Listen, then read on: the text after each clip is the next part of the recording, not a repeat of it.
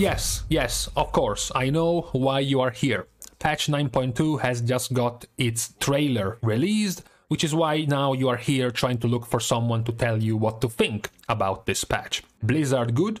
Blizzard bad? Is it time to grab the pitchforks and rebel again against Blizzard? Perhaps maybe it's time to wait, who knows? Fine, I'm gonna hit you with a TLDR, I'm not gonna waste your time and put it 6 minutes in.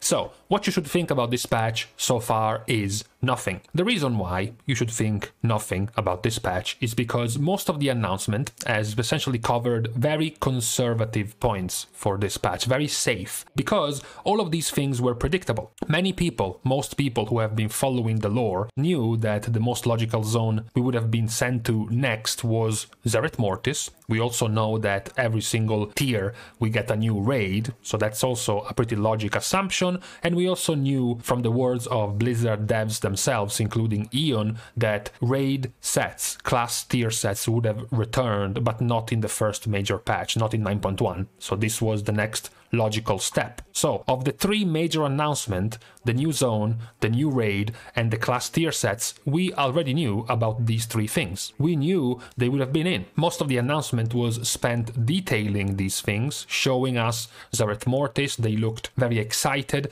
and proud in the zone they have developed and designed. Still not sure why they felt it was such a great deal being able to walk on water when it's something you could have done since vanilla, but beyond that, you know, it looks like a nice zone. It's diverse for once. You know, we went in the Maw and then in Cortia, as some people already pointed out. They are pretty bleak and depressing zones. So at the very least now we are getting a change of scenery, which is okay. They also seemed pretty ecstatic about the whole deal with the decoding of the cipher of the first ones, the fact that you will start in the zone with most of your interactions with the netizens of the zone, the automas, pretty much unable to speak to them because you can't talk yet, and then as you progress, I'm assuming the reputation, pretty much, you're gonna be able to unlock more and more things, including being able to talk to them and free up other alternatives in daily quests, world quests, etc, etc. The reason why I said you should think nothing yet about this patch, because none of these things were the problems in the game.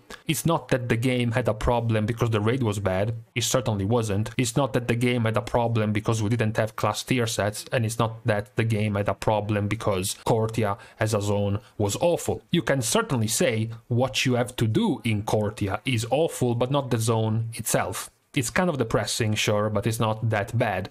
So none of these reveals are actually going to quell any possible fears we might have for the next patch, because we actually still don't know anything of the important stuff. Things like the domination sockets and the domination gear. Is that going away, or is it going to continue in the next patch? What about things like soulbinds and conduits? Blizzard is pointing out, as part of the features for the patch, you're going to get updates to soulbinds and conduits. Is the update simply mean that we go from renown 80 to renown 120 and we have to continue rising the renown every week and slowly upgrading our soulbinds, or is there going to be something more impactful to this? What about professions and, by extension, legendaries? Blizzard also mentions there is going to be updates to professions. What's that gonna be? Oh, you can now craft the base legendary white items 2 tiers higher in item level? That's all the update is gonna be, or is there actually going to be something more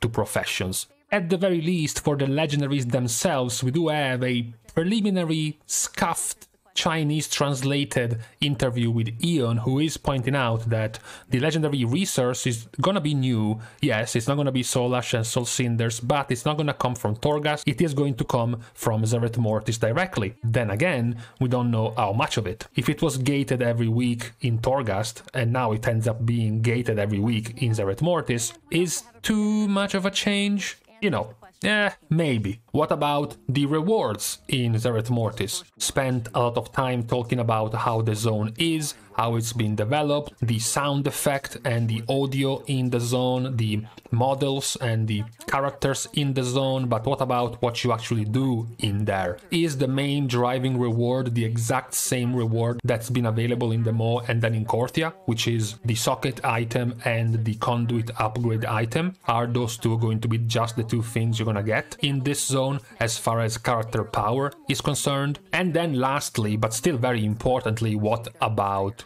balancing? We have pretty much skipped any sort of tuning in 9.1.5 besides the lifting of the AoE caps for some specs. I'm assuming now it must be time for some balancing. It's been a long time since we have gotten some talents and spell changes here and there for different classes and specs, so I'm sure at this point it must happen for 9.2 and we still don't know anything. This is why it's still pretty early to have any sort of judgment for this patch, because we don't know anything. The things we already know have been confirmed: the raid, the zone, the mega dungeons being split and turned into Mythic Plus keys. That's another thing we already know what's gonna happen, as well as the class tier sets we knew were gonna happen. So outside of these things, the real important stuff, the stuff that matters in the patch, we don't know about, which is why we can't really have any type of first impressions on the patch yet, because it might be anything, you know. Zereth Mortis could have inside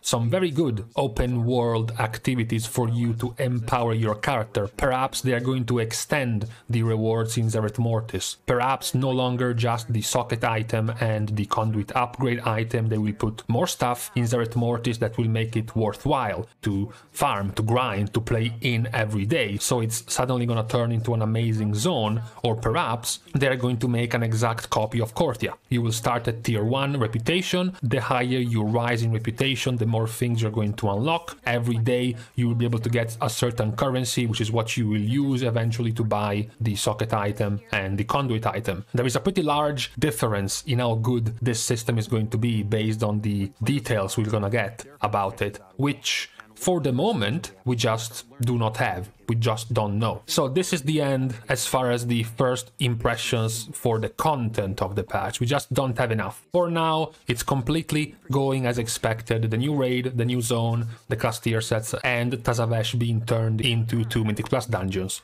Now, for other things that have been pointed out in this announcement. The first thing I will highlight, the announcement about class tier sets, which points out that you will be able to collect distinctive class armor sets not just through raiding, but also with PvP or Mythic Plus dungeons. So at the very least we have our first answer. This is not going to be a raid set, a raid tier set only dropping from the raid, but it's going to be also available in Mythic Plus and in PvP. Now, because the wording is pretty vague, we don't exactly know if it's gonna be 3 different tier sets for 3 different activities, so that the 2 set bonus and the 4-piece set bonus are going to be specific to PvP, Mythic Plus or raiding, or if it's a single tier set available in all 3 different activities. That we don't know yet. Either way, it's obviously a good change. Now you're gonna give people of different types of interests the ability to get the tier set, particularly if this tier set is going to replace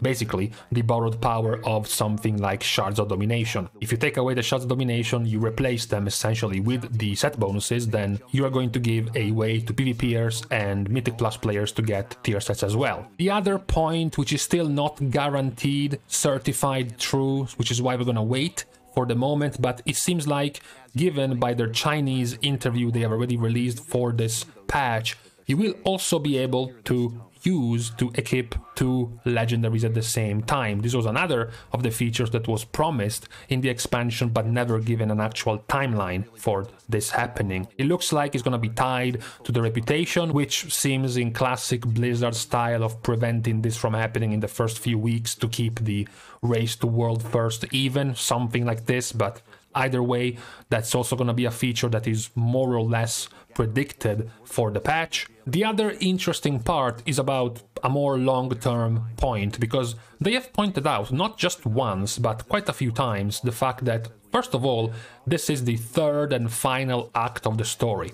This, of course, heavily hints at the fact that this is the last patch of the expansion. It is very unlikely, of course, that there is going to be a 9.3, a major 9.3, if this is the final act of the story. As we speculated before already, if they're gonna find the time to squeeze in a 9.3 without delaying the next expansion by too long, it's going to be a more tiny patch. I speculated things like a 3-boss raid, for example, as well as sort of like a fusion between 9.3 and the pre-patch of the next expansion. If you want to set the tone and set the atmosphere for the next expansion, that's how 9.3 could be shaped, but certainly not as a major end expansion, end boss of the expansion type of patch, given what they have been saying in this reveal, that we are reaching the final act of this expansion. The second point is another thing they have actually put quite a bit of effort in repeating, the fact that this is the end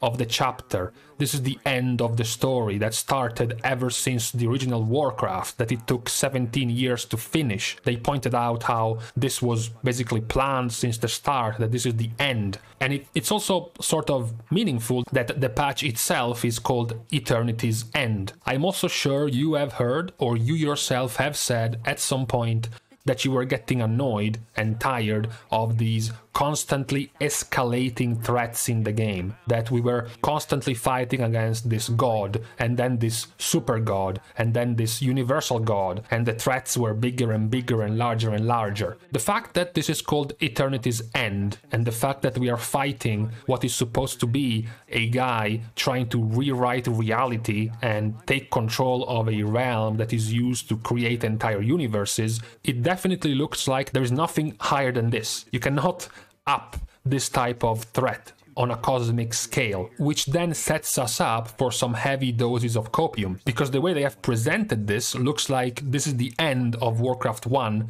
and the next expansion will start Warcraft 2. Will rewrite or reset, restart the story going far down in the threat scale after reaching this peak, this unpassable peak of the jailer trying to control essentially the universe. You know, based on the state of the game, based on the name of the patch, based on 9.3, based on them saying that 9.2 is the end of the story, so perhaps 9.3 is what's going to be used to restart the story prior to the next expansion, etc, etc, but for this there's gonna be time later on to speculate. For now, this is all we have for the patch. As I pointed out, it's not much. It's a very conservative reveal. It doesn't have too much being pointed out, just very, very safe. I'm sure, of course, they can't keep it hidden forever. As we go in the future, in the next few days, whenever the PTR of 9.2 is going to go up, we will start seeing the actual changes and the way these things are actually going to work, like how powerful are the tier sets going to be? How much of an issue is the tier set managing going to be, for example, with Master Looter? You said you can gain those in PvP and Mythic Plus, but what about raiders who have to deal with tier sets without being able to trade them, for example? All these things, of course, are going to be inevitably fleshed out as we get closer to the patch and into the PTR. For now, we can stop here. You can let me know, of course, what you think about it, although, as I pointed out, there isn't really too much to have some drastic reactions about this reveal. It was very, very tame. Nevertheless, if you spotted something interesting to point out, feel free. For now, we can stop here. Thank you guys, as usual, for watching the video. If you want to continue supporting the channel, leave a like on the video, drop a comment down below. If you have nothing to say, mash your face on the keyboard and send whatever you wrote, as well as subscribe to this channel whenever you feel like. And that should be like about now, within the next 30 seconds should be when you feel like. See you guys soon, and in the meantime, okay, so it's time to start speculating on the release date of this patch. My preliminary one is going to be February the 22nd. That's it.